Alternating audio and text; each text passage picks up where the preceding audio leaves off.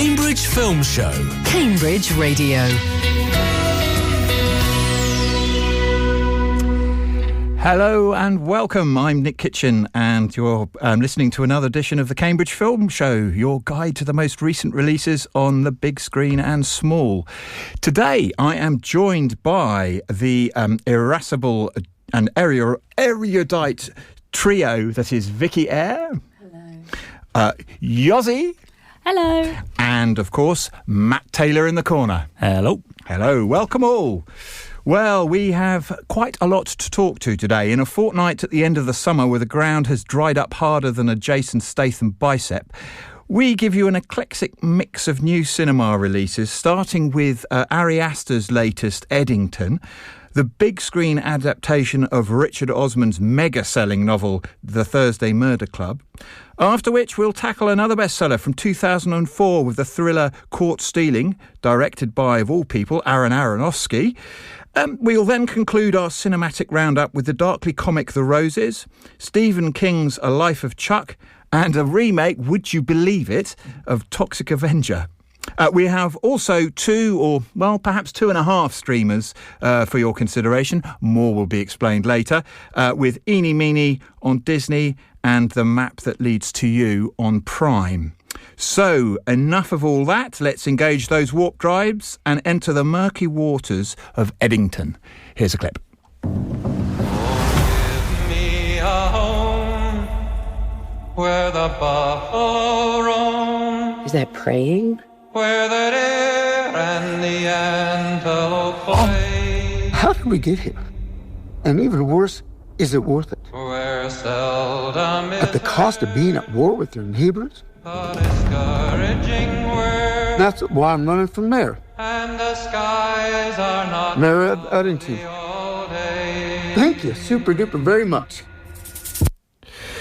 So, in May of 2020, a standoff between a small-town sheriff, played by Joaquin Phoenix, and the mayor, Pedro Pascal, sparks a powder keg as neighbourhood is pitted against neighbourhood in the small town of Eddington.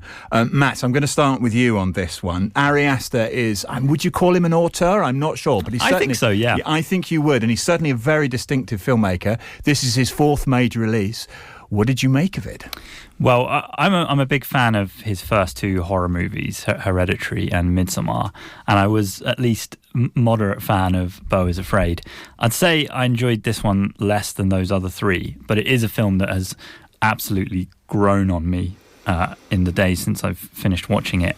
It's very strange. You don't necessarily realise the degree to which it will become strange as you're watching it, because the synopsis that you've alluded to is really just the first half of the film, and then it really goes to some quite bizarre places.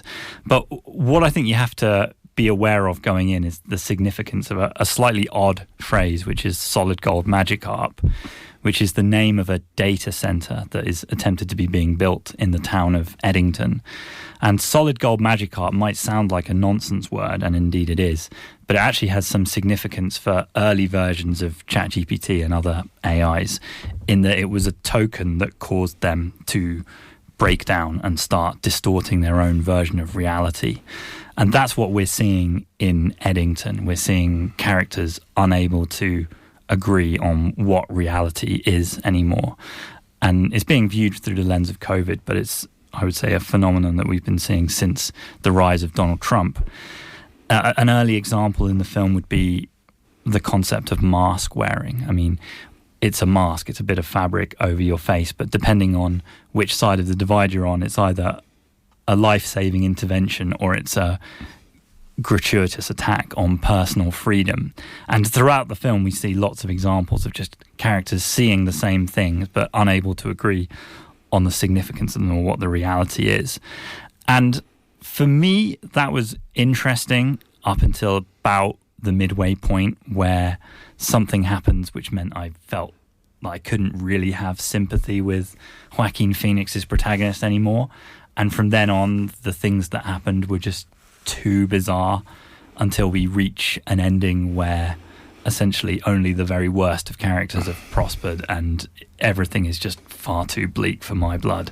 But there's a lot to sink your teeth into here. It's not a turn your brain off and absorb movie. It's a real, you've got to be thinking about what the significance of every little thing is. And that's great, but it's a real feast, and you've got to be ready for that level of input.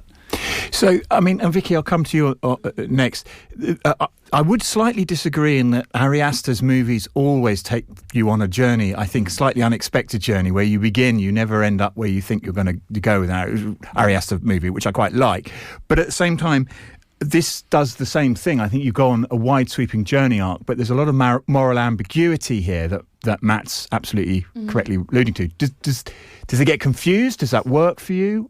I mean, it definitely, you think you know which side you're on, but obviously you have sympathy for both sides, I think, when you start. Essentially, this film is split in two halves, like Matt's alluded to.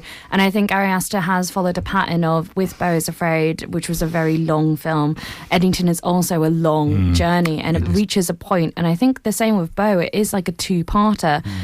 You get an introduction, things are very well set up. You do get introduced to the town of Eddington. You see who the characters are. You see, both sides. I really enjoyed Pedro Pascal in this. I thought it has a lot of drama, and I really enjoyed the kind of darkness that came along with politics in the US at that time. And obviously, we in COVID 2020, it was very heated. It was literally, and then I can't even imagine what it was quite like in a small American town where American politics is flying, and he's a sheriff as well. It's not a police department, he's a sheriff. And it reaches a point, though, where it does go crazy. And at that point, you're like, okay, I am on this journey. And if anything, it kind of hits all the points. It hits the, of 2020 to that big explosion of the time. And then apparently everything's kind of resolved in the end in a way that, like Matt has alluded to, the worst of the bunch end up succeeding. And when I first watched this, I was laughing because there was just some absolutely absurd things happening. But then realistically, when you look back on it, I think I've thought about this film the most out of all the watches this week. And it's definitely one that I'm still interested in, still thinking about. There's much more things that I probably haven't grasped. And obviously Joaquin is in it, but obviously Emma Stone is a good supporting kind of shadow of a character in this, which sets up a backbone of Joaquin's kind of the only sympathetic parts you feel for him. But then you have another list of characters, and Austin Butler's got a kind of insane little cameo in there, which, people did get obsessed with, cults and things, and it really reflects on 2020 in the most harshest of ways. By the way, just a quick aside, a little spoiler here for our listeners, but a question to you both. Can you remember the last time Joaquin Phoenix didn't show his bits in a movie? No. It's definitely a struggle. No. But that's a slight aside. For me, I have seen this, but one sort of question for you both. It also felt, it's about the digital age. It's a phone-led narrative, exploring, different perceptions of reality through the digital age, and then there's the backdrop of the AI, the data center. But as also, for me, it was a Western.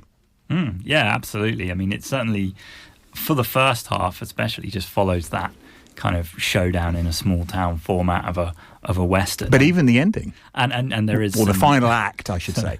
Joaquin does get to wield a rather large weapon at one point, which was a fun scene. There's a huge amount of very fun scenes in isolation, and they build together into a very complicated and ultimately satisfying jigsaw. It's just such a bleak portrait of the world we live in. I mean, it almost seems to want to say that nobody really believes in what they're saying. I mean, there's long sequences of Black Lives Matter protests, and sort of everyone involved in the protests is either portrayed as naive or just wanting to impress somebody. Yeah. And that character is shown as very willing to then court the other side of the narrative when it suits them to do so. I'm going to ask a slightly unfair question to both of you before we move on, which is, of the four, how would you rank it? I would say it's my least favourite of the four, purely because I didn't have that same visceral enjoyment that I got from certainly his first two horror movies.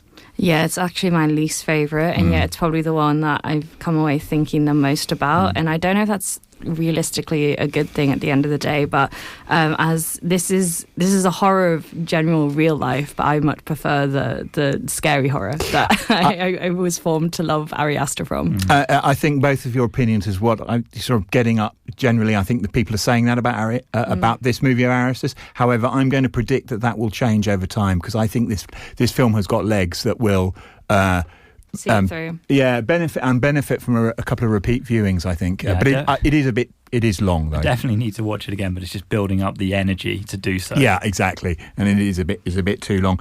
Okay, I think we need to move on. We've got a lot to cover. It's a 15 for some fairly heavy violence in places. I think there are some limited screenings at the Lights and the Arts. So please go and check it out. It's worth it. Okay, time to move on now. I think we'll go straight to a clip because this probably needs not very much introduction. It's the Thursday Murder Club. There she is. Joyce. Are you a nurse? Bang on target. I'm Elizabeth. Would you take a look at that for me, please? Dear God. 'Tis a lot of blood. Would you care to join us to discuss things further? Who is us? I'm sorry, how rude of me. We're the Thursday Murder Club. We investigate cold cases. It's a club about murder. Does sound a bit bonkers. In breaking news, there's been a murder. An actual murder. Right then. Yoz, I know you've read the book. I feel I should explain, do a little premise and setup for this, but I think half the planet have read the book, so they already know. And perhaps the other half of the planet, of which I would be one, maybe you could just give a little setup as to what the Thursday Murder Club is. Yeah, sure. And did it translate to the big screen? Yeah, so the Thursday Murder Club, it's very, very popular, as you say, book written by Richard Osman, and I did read the book a couple of years ago. And it's about a group who, the titulous Thursday Murder Club, a group of people who are living in a very fancy retirement home. And they get together on Thursdays to solve unsolved murders. They get some case files from a police officer and then solve these murders. And then the premise of the film is that there's an actual murder that happens in their area, and they get to play a part in solving that along with the local police. And I've read the book, and I think this was a very faithful adaptation of the book. It's kind of It's what I expected it to be, and that is not necessarily a bad thing. This feels like a very cosy watch. It's the sort of thing that on a Sunday night you'd watch on ITV, a bit like Midsummer Murders crossed with Downton Abbey. It's exactly. got an absolutely stacked cast. Helen Mirren, Pierce Brosnan, Celia Imrie. I mean, Nicole Aki. There's so many people in this, and it's like sort of the best of British almost. And I think they all do a remarkable job in this, and it's really good. The one thing I would say is it feels twee. It's a light touch murder mystery, and I think Christopher Columbus, the director, kind of took the book and went, right, this is what happens in the book, and literally just ticked off, we've got to do this, and this. So perhaps it doesn't explore some of the themes as in depth as I personally would have liked to have seen, but that doesn't mean it wasn't enjoyable, and I think this will be very popular in the cinemas and on Netflix, because it is on Netflix as well. Well, that was going to be, I know, Vicky, I'll come to you, that was my 2.5 on the streamer front, so it's still in the cinemas, and you're still showing it at the Arts, I believe, all next week, but it's also available on Netflix. Yeah, absolutely. We're doing a crossover over with it, but it's insanely popular. And of course, it's popular in Cambridge. You know, Richard Osman used to be an old regular, and I feel like the Cambridge audience have really come out for this. And why not? Because exactly what Yossi said, it is a cosy film. We're about to head into autumn, and there's literally no better way to spend an afternoon than probably watching this for 2 hours, especially Grays with the Pierce Brosnan and his veneers, he's very proud of in the film. There was many flashes to those. But essentially, like as Yossi said again, it is the best of British. You know, you've got Naomi Aki in there. Sorry, I got her name wrong. I said Nicola Aki, my apologies. No, and Naomi Aki is just kind of the youthful presence that, and as well as Tom Ellis, that this film, gravitates towards. But it is absolutely dominated by Helen Mirren as the forefront and Celia Imrie. who make this brilliant duo of the Thursday Murder Club. Obviously there is 4, but they seem to be the leading women of this film, and I really appreciated watching this, and it's just very lovely, and I love films that make me feel kind of, even if it is a murder mystery, I love films that make me feel very cozy after watching them. Yeah, and you know, so do I, to be honest with you, and it's clearly got that sort of Agatha Christie cosy warm feel, and it reminded me, not that I've seen it, but I'm looking at the cast, and I mean, it is a who's who of British acting royalty, and it reminded me of those old Hercule Poirot films, Death on the Nile, not the remake ones, but the ones that, well, even the remake ones where they sort of throw in all these incredible characters. Question for you, Matt, it's quite long. Does it drag at all? I mean, I'm not hearing it does, but... For me, yes, it drags, but this is not... I'm not the target audience for this, but I absolutely respect the craft with which it's been put together. It's a very impressive product, but it's just not one that I found particularly interesting. But I admit, I'm not a fan of the sort of plucky old people movies. I'm not a fan of murder mysteries, and for me, I don't think it needs to be 2 hours. I think 90 minutes... in and out, maybe cut out a few of the red herrings that everyone knows are red herrings and are not going to go anywhere. It does kind of wrap up with kind of an interesting conclusion at the end. I mean, it's not necessarily what you might predict. There's a little bit more going on. But also it feels very contrived that all of the parts needed to solve this mystery are available to the 4 residents of this incredibly opulent old people's home, and I just think it's not really doing enough to make it worth my time, but it's absolutely one I'd recommend my mum to watch. I'm going to give the last word to you on this, Yossi, because I feel that this is more in your ballpark in terms of that cosy, warm sort of... I love cosy. Yeah, well, and so do I, to be honest. But, I mean, as a murder mystery, recommend it? As a film, as opposed to the book. Yeah, I mean, it's a little bit paint by numbers, I would say, but that doesn't necessarily make it a bad thing. And I mean, Matt, you said that there are quite a few red herrings. Those red herrings, I think they're just taking directly what's in the book. So I would say if you like the book and you're a fan of the book, I think this kind of does justice to what the book is. And Osmond said, you know, he's going to... I believe Spielberg bought the rights for the books, and, you know, there's going to be loads more. So I think like 5 books, yeah, something like that. So this film, for me, although I haven't seen it, feels like it's the introduction to the universe of the Thursday Murder Club. So more to watch this space, and no doubt, Vicky, it's doing really well on the big screen. So that's always a heads up from us. It's a 12. It is still 12A, I should say. It's still showing at the Arts, but it's also available on Netflix if you're interested. Okay, time to move on to our third movie today, which is the new movie from director, would you believe, Aaron Aronofsky. It's Caught Stealing. What the hell happened? Some last call. Drink them if you got them. Let's go back to your place and you can take advantage of my poor judgment. I depend on your poor judgment. I want to know if I can take this seriously. What do you need to take us seriously? Come on, kids, get a room. Sorry, Miss Kitty. Burned out ex-baseball player Hank Thompson unexpectedly finds himself embroiled in a dangerous struggle for survival in the criminal underbelly of 1990s New York City, forced to navigate a treacherous underworld that he never imagined. Matt, you've seen this one. It's an adaptation, another adaptation of a best-selling book. And I should also say, another movie, because David Tennant is in Thursday Murder Club, and here we've got Matt Smith, so we've got a couple of doctors in our big screen releases here. But another adaptation from 2004, Charlie Huston novel, adapted by Darren Aronofsky, who, you know, has done some big themed movies with quite an eclectic mix. You know, I'm thinking going from The Mother to The Whale is quite a jump. Great looking cast. What on earth is he doing with this material here?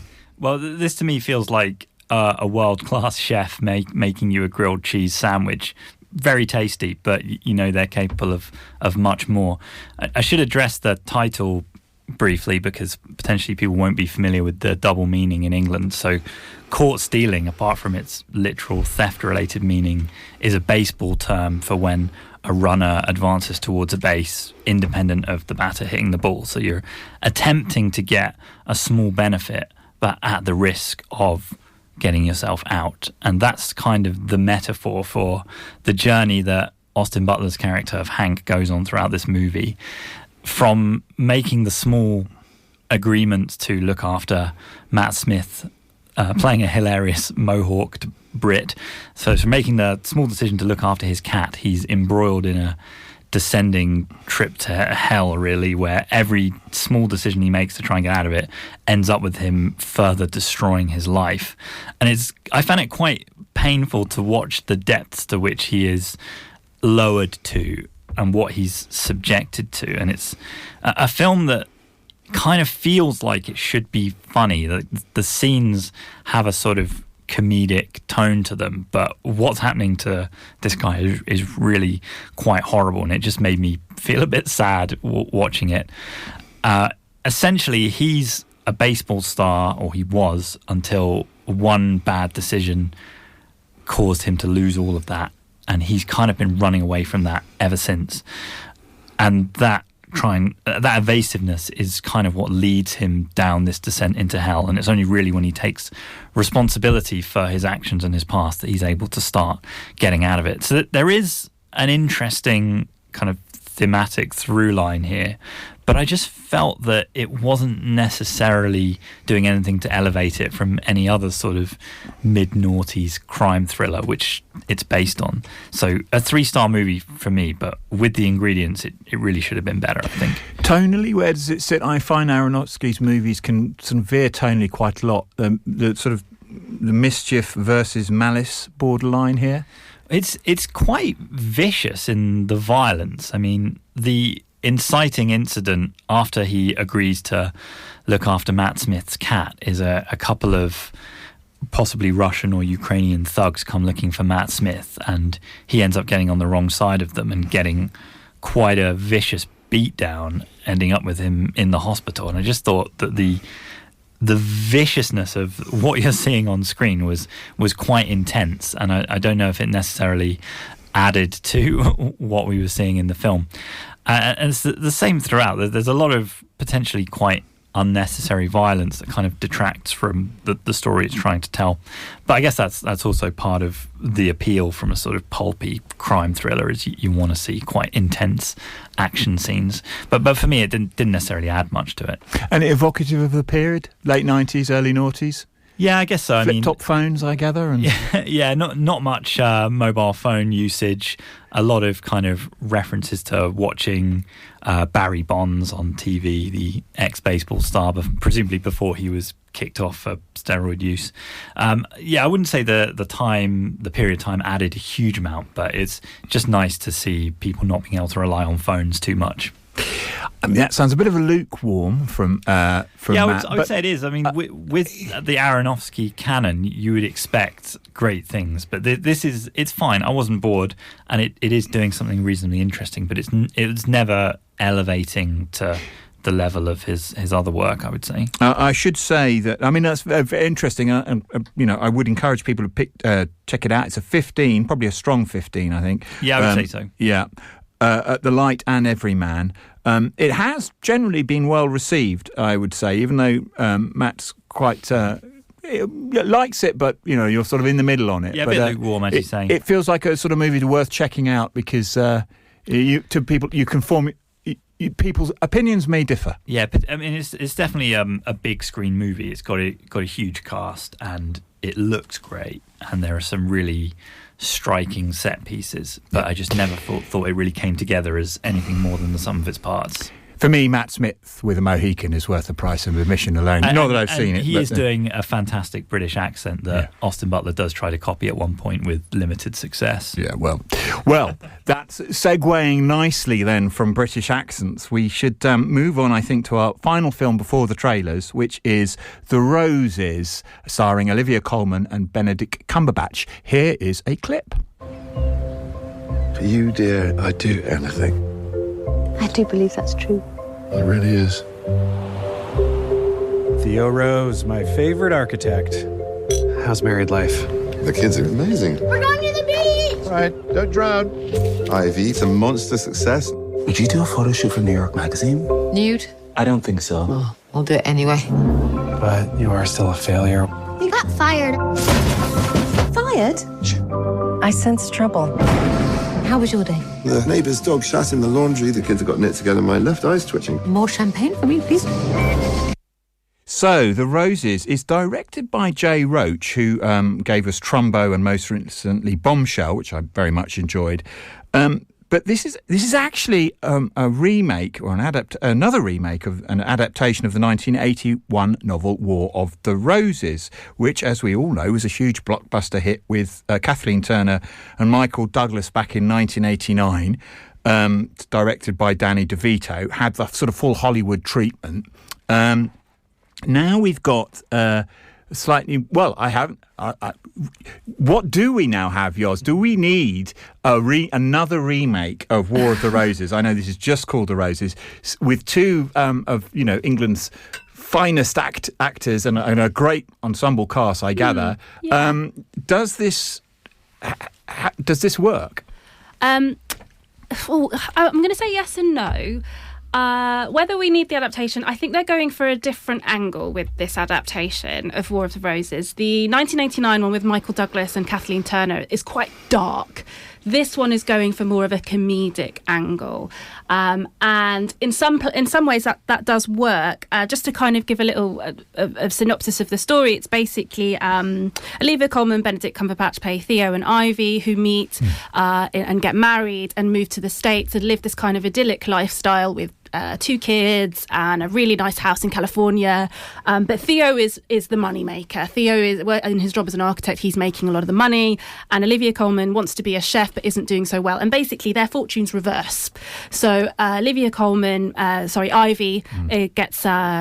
ends up doing really well, and Theo, after one of his projects fails, does badly. And the premise is how their relationship kind of deteriorates when that reversal of fortunes happens, because Ivy's really big and is jetting off to New York and getting all these different deals, and Theo is looking after the kids and taking on a slightly different role.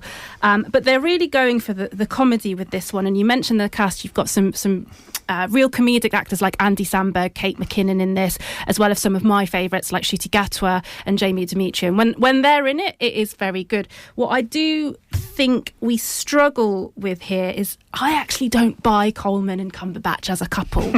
Individually, they are great actors, right? And they are really good in these roles, but together as a duo, for some reason I couldn't buy them as a couple. So when you are looking at their relationship and how it's sort of deteriorating and what that kind of divorce might look like, I just wasn't buying it, to be honest. But there were funny moments in this. Did it feel prescient in the 2020s? Male, female roles within the household from the 80s to now. I mean, many things haven't changed, but many things have changed. And divorce settlements and everything goes this way or that way, and the man is. Does the sexual politics of the thing still stand up? Not as much, I would say. I don't think even though you have that, as I say, reversal of fortunes, and it goes from Olivia Colman being the stay-at-home sort of mum. I mean, she does work, but not. She doesn't have as many opportunities. But they don't really.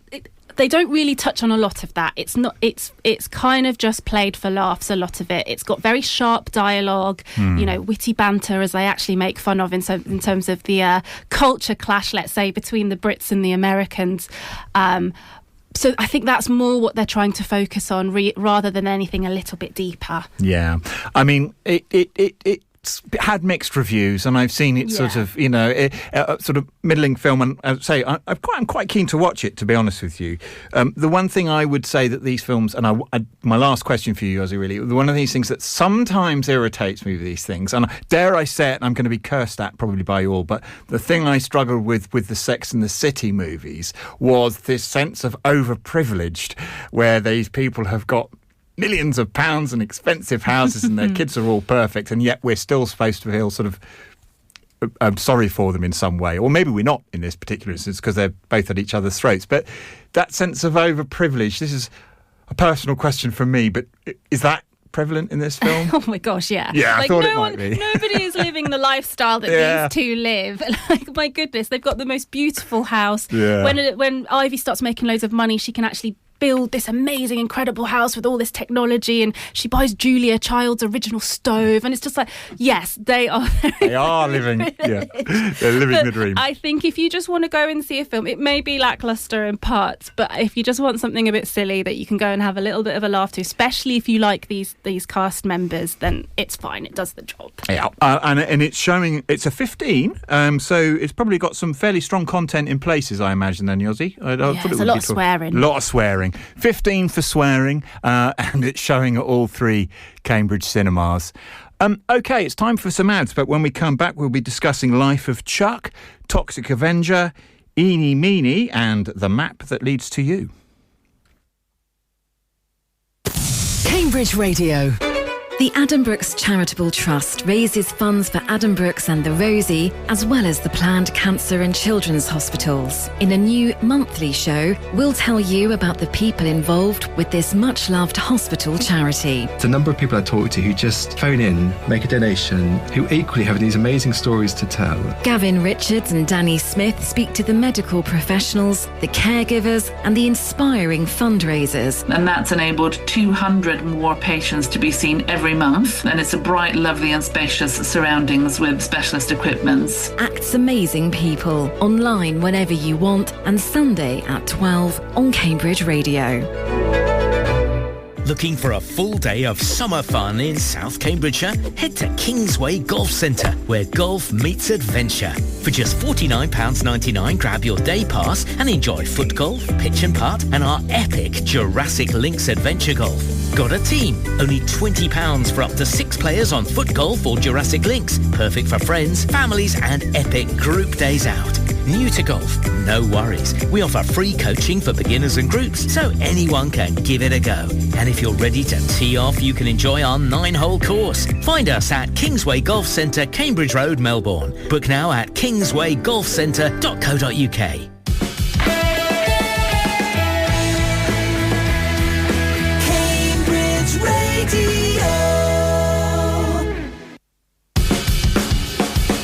Cambridge Film Show. This is Cambridge Radio. Welcome back. You're listening to the Cambridge Film Show. And still to come, we've got, as I say, Life of Chuck, Toxic Avenger, Eeny Meeny, and A Map That Leads to You. But we will start with The Life of Chuck, which is based on a short story from the ever ubiquitous Stephen King. And it's a story, a life-affirming story, gender-bending story, about 3 chapters in the life of an ordinary man named Charles Krantz. Here is a clip. When you look up at the night sky, it can tell you stuff about your future.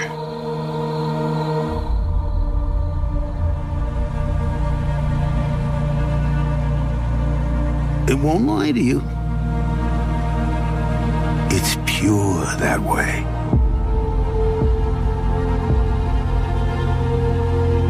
You might see a lot more than you wanted. But if you have heart, you have hope. And you have heart in you. Right, I should have done this for Eddington on reflection, but I actually asked ChatGPT to give me some questions for Vicky and for Yoz, who have both seen this movie. I'm going to read them to you very quickly. Well, no, I'll read the first one to you. And Vicky, you can maybe respond to this. How did the film's reverse chronological structure affect your emotional engagement with Chuck's story? You don't have to answer that particularly, but this is this is a story about an emotional journey that Chuck goes on, right? Essentially, it's not an emotional journey. It is his entire journey. You start off where you're with Choral Ejiofor. Yeah. Essentially, you're in he's a teacher and the world is ending, and you're very much, you think it's about the environment, you think that it's finally Earth has given up, California's disappeared, everyone is disappearing, and by disappearing they mean there's no phones, there's no internet, and everyone is just finding someone that they love to spend the end of the world with. And it is a very bizarre scenario, but something that is also something that you kind of think about as a back burner that could just happen. And it is a present topic in a lot of films now of natural disasters. And you think that this is the film. And you think you'll be introduced to Charles Krantz, played by Tom Hiddleston, as that he's, the reason that all these billboards are around this town is because, people have fond memories of him as an accountant. And that's what it comes down to. It comes down to being a nice person at the end of the day, and you're about to go on the journey that looks into his life, and you're just at the end, and it's about to go somewhere completely different. And then it does, but not the way that you think. You have Karen Gillan, who's working in healthcare, and suddenly strange things start to happen. And she is they're divorced, and they are, they find each other, and then suddenly it blips, and it blips to the end of Charles Krantz's life, and to the point where you're then sucked into Charles Krantz just beforehand, and then I understand then suddenly why it is a Stephen King short story. I thought I got the one-off, non-horror Stephen King, but apparently it does have some strange elements, which definitely links back to his writing style. And in such, you're back to Tom Hiddleston's Charles Krantz. And then, apart from an incredible dance scene, you don't actually get the forefront of the film. You get different parts of him played by different actors. Jacob Tremblay as a teenager, Benjamin Pajak is him as a kid. You get them more of the Charles Krantz than you do of Tom Hiddleston, because he's looking back on his life from then, and then you just kind of throughout the film pick up on the bits that make him a human being. But apart from that, it's just really it's kind of a film you come out and you don't really think about again. And if I hadn't had to do it for the show, I don't know if I really would have watched this. I'm glad I did, because it definitely, it's a very pleasant watching experience when you're in the 3 different chapters singularly, I think. But apart from that, I didn't really understand the point of this being made. Vicky? I mean, did it resonate with you? I think it possibly resonated with me a little bit more, actually. A couple of things. So, as Vicky said, I think it's best to go into this film completely blind. I knew nothing about it. I hadn't read the Stephen King short story that it's based on. And so, as Vicky said, in that it's told in a sort of reverse linear structure. You've got 3 acts, but it starts with Act 3 and ends with Act 1. And so, when you go in, as Vicky said, that first act, you think you're watching an end of the world movie. And then actually, as you go on, strange things are happening, and it's only until Act 1 that you start to piece together what's actually happening. And as a journey, I quite enjoyed that. I also want to say that the director of this is Mike Flanagan, and I'm a big fan of his work. But I'm used to his darker, kind of spookier things that he does, things like The Haunting of Hill House, Midnight Mass, Fall of the House of Usher more recently. So I was a bit surprised when I looked and saw that he directed this, but I do kind of get it, because he's very good at kind of exploring the moments that make something. And what I liked about this was that as you go through the 3 acts of the film and you see parts of Chuck's life, but they're not really explained, you kind of understand the point of this being the little moments in your life, the people you see, the people you meet, they do add up to your entire experience. And I was quite charmed by it. I'm pretty much with you actually on this one, yours. I wasn't expecting to like this. I thought it did drag a bit in places and was a bit overly ponderous, but it's those little things. There were 2 things that really struck me as well. It was the dance sequences, which Hiddleston does, were very reminiscent to me of Christopher Walken in the and Fatboy Slim videos and stuff. But also, for me, this felt like the cinematic version of that Baz Luhrmann the Sunscreen Everybody's Free song. For me, this was like a whole cinematic version of that, but that's not a bad thing. I thought that was it's those little small moments. I wasn't sure whether we needed, I won't say the twist at the end, but it did enhance those little moments, and it gave credence to a scar here or a comment over there. So I was surprisingly charmed by it. But Vicky.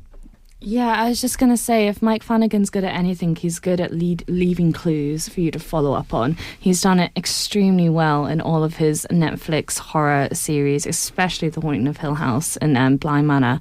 And I think, if anything, that's what I did really enjoy that part. I liked how things link up to its beginnings, and if anything, it makes you appreciate the little things that you like, and you hope that it would somehow leave clues in your own multitude inside your head, essentially.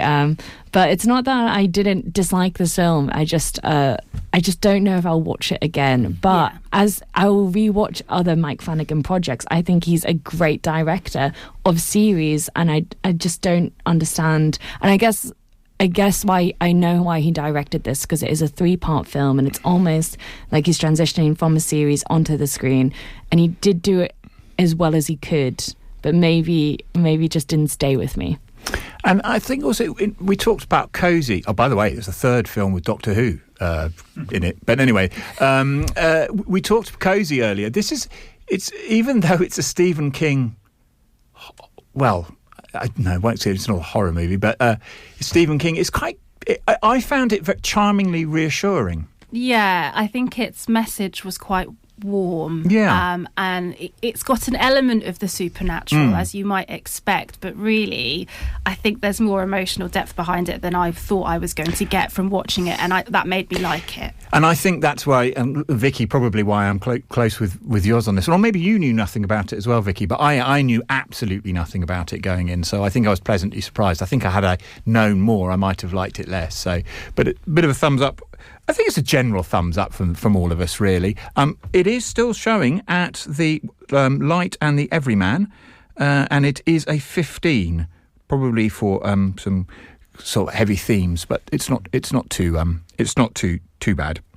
Okay, I think in that case we will move on to probably one of the more unlikelier remakes that I thought I'd ever say on this show, and we've got the remake of Toxic Avenger. Here is a clip. The Toxic Avenger? That's what the kids are calling him. I think it's swell. These days, it's just me and the kid. Looks great. I'll just scrape off the black part. That part's pretty good. You're saying that this corporation would knowingly poison its own customers just to boost their own profit margins? I'm a monster. What the? Sometimes you gotta do something. A horrible toxic accident transforms downtrodden janitor Winston Goose, played by Peter Dinklage, into a new evolution of hero, the Toxic Avenger. Now, Matt, I know you've seen this, but I haven't. I'm keen to see it because, well, I don't know if I'm keen to see it, but I will put my cards on the table and say that my brother and I grew up on these B or Z movie splatterfest 80s horror movies. Trauma production was, if we saw that, we were straight on it when we were kids, much to our parents' horror. This is a cult classic within that genre. They're treading on some interesting ground trying to remake this, and I gather it was done. It came out in 2023, but it's just got some cinema screen. Well, I think it's been stuck in distribution hell, possibly because no one really quite knows what to make of it. And I would say I'm in the same camp, because Toxic Avenger, I mean, I've not actually seen the first one, but I gather it's one of the iconic So Bad It's Good movies. It's made for a £5. Yeah, and that's part of the charm, is the cheapness, whereas this has too much money to be charming, but also it's not good. So it's not so bad it's good, but it's also not good. It's kind of just okay. It's funny in places, and there's a good mix of over in-your-face slapstick humour of the crazy violence mixed with sort of blink and you'll miss it jokes of just like a little bit of audio that you may not be paying attention to is actually saying something quite funny. But it doesn't have the charm of something of just like seeing someone's prosthetic arm being ripped off. Like when it's all CGI slop, as it is in this, there isn't really any fun to be had of when sort of Toxie swings his radioactive mop at someone and the top half of their head disappears. But rather than smashing like a pumpkin. It's just some CGI. So the violence wasn't really interesting me. It does have a fantastic cast. I mean, Peter Dinklage is, I think, really solid, but he's only really in the first 20, 30 minutes of the film because he plays Winston, but when the toxic event happens, the body of the Toxic Avenger is played by someone else, and it's someone considerably larger in stature than Peter Dinklage, but still small compared to the other kind of human characters in the film. So it's odd that they didn't go full Dinklage and just get him in the makeup, but maybe he just didn't fancy it. It does have a fun cast. I really enjoyed Taylor Page. I've not seen her in anything else as the sort of intrepid reporter sidekick. She does a good job of being the sort of straight man to Toxie's insanity. You've also got Elijah Wood sporting an incredible, of course you do. incredible hairdo. You've got Kevin Bacon injecting himself with gorilla blood to stay young. So that there is stuff to enjoy. I just think it misses the heart and soul and point of the original.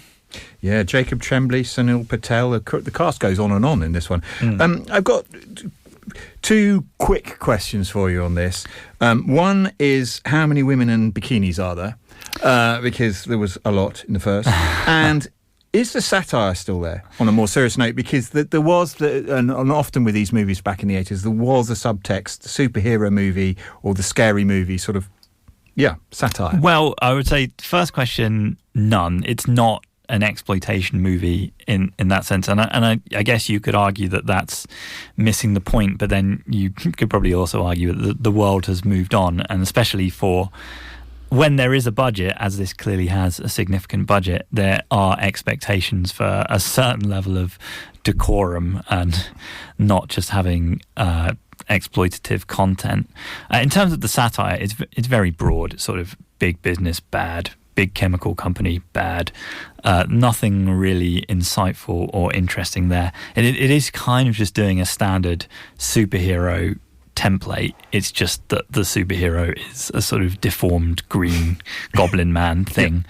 But it did win me over, especially the interplay between Toxie and Taylor Page's character as the reporter, and the sort of awkward charm of Toxie as, he was always a loser, but now he's even more of a loser, but he has the power to rip someone's arm off like wet bread.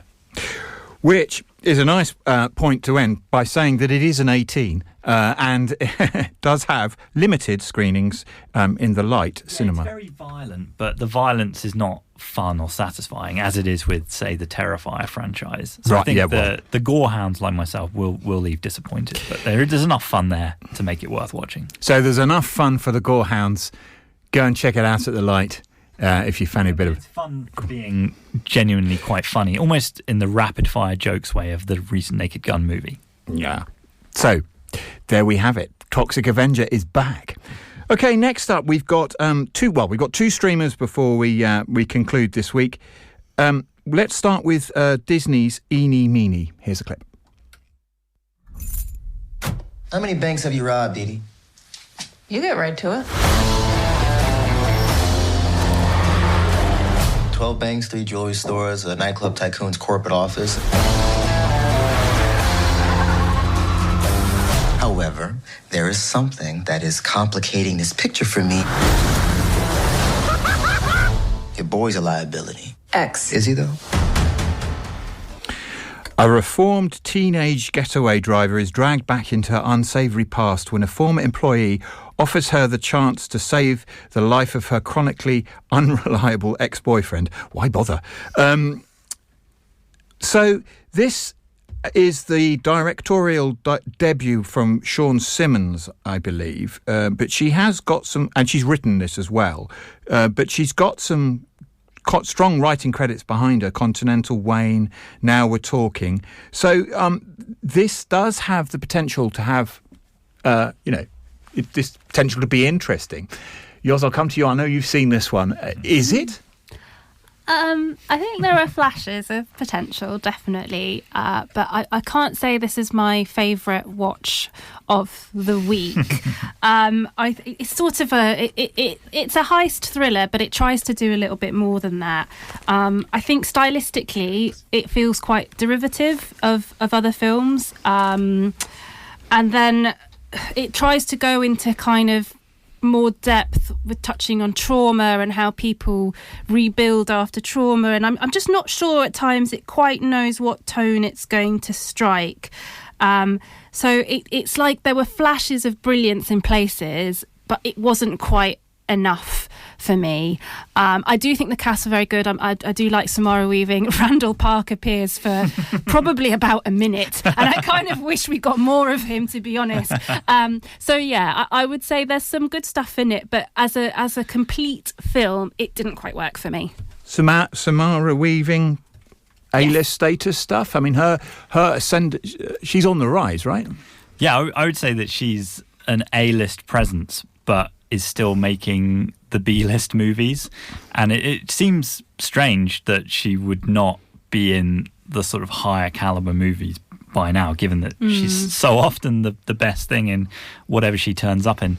Yeah, I would agree with Yossi on this. There's flashes of fun and brilliance, and the climactic heist of having to steal a car from the middle of a casino and drive it out without running into anyone. That is pretty cool, and it is, interesting to watch. But we've kind of seen all this with Baby Driver, which is the far superior version of this story. Yeah. And whilst there were some cool bits of dialogue, I enjoyed Samara Weaving's character referring to her boyfriend as, "You're like the 9/11 meets Hiroshima of human beings," which I thought was an interesting burn. But I just didn't necessarily believe their relationship, because Carl Glusman's John is such a train wreck of a human being, whereas Samara Weaving sort of seems much more put together, and you sort of imagine she wouldn't put up with him for anywhere near as long as she does. But I think it's worth watching. I mean, it's, come straight to streaming. It could potentially have been in cinemas, because it looks nice, and that there are a few good car chases and a nice cast with some snappy dialogue. But the IMDb score is 6.0 out of 10, and I'd say that's fair. But that big screen opportunity, Oz, I mean, I don't know, this feels like it has big screen on it. Maybe not. Some of the sequences, yeah, like Matt said, the kind of car chasing, and there's that could be good on the big screen. But yeah, it's Baby Driver light.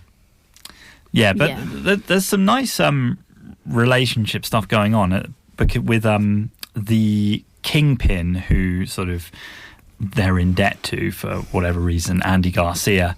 He's got a sort of interesting relationship with Mike O'Malley's character George, who is sort of his henchman, but also they seem to be in a sort of almost homoerotic relationship, which I found kind of an interesting dynamic, and it kind of mirrors the central relationship of the central two characters. But overall, apart from that, there wasn't anything really novel or interesting in this, beyond some quite nice car chases. I've got here, it's a 15 on Disney. Is that right? Or did we say it was an 18? I think it's an 18. I feel like I must be mistaken on this, but I'm sure I saw it as an 18, and I was really racking my brains as to why. There is one quite gory moment, but beyond that, it's fairly tame in terms of the action and swearing and stuff. We'll double check that for you, but it's a 15 or possibly an 18, but I think it's a 15, and it's showing on Disney. Okay, great, thank you. So let's up to our last film. Let's end on a bit of a cosy, warm rom-com feel with The Map That Leads to You. Here's another clip. Tell me about the boy that was following us out of the train station. I'm Jack. And you are? Heather. Nice to meet you, Heather. They kissed, and she is just now telling us. Just hoping it doesn't turn out to be a serial killer. Listen, I know it's been a long year, but I think we should go and get you out of here. I'll go anywhere. So you've just been traveling? Anywhere with you. My great-grandfather kept a journal. I'm trying to go to every place that he wrote about. We just see what happens. Heather's European adventure takes a turn when she meets Jack, who sparks an unexpected emotional journey neither of them saw coming. This is directed by Lasse Holmström, would you believe? I mean, the director of ABBA and Life as a Dog and Salmon Fishing in Yemen and so many films. Such a great career behind him. There's great potential here, Vicky. I wasn't very familiar with the director in general, but I'm very familiar with the starring cast. Madeline Klein, I think, is having quite the it girl summer. I mean, she always kind of does, but she really has come off I Know About What You Did Last Summer and has gone into one of the funnest rom-coms I've seen in quite some time. And I say that as not on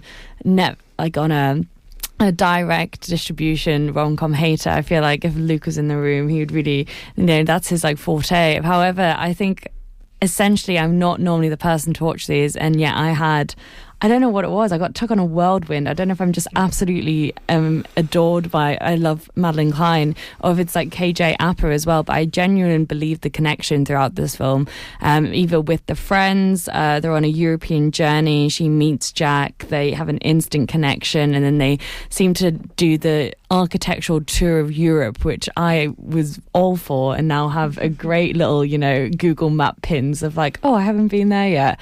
I genuinely believe this whole thing, and I think it was just their chemistry, as well as, she was very sensible throughout this film. I mean, obviously there's still a lot of aspects of course that didn't happen, or that's not believable, or something would have happened here. But essentially it is one of those films that, really, really is a great direct Friday night film that Amazon have got out.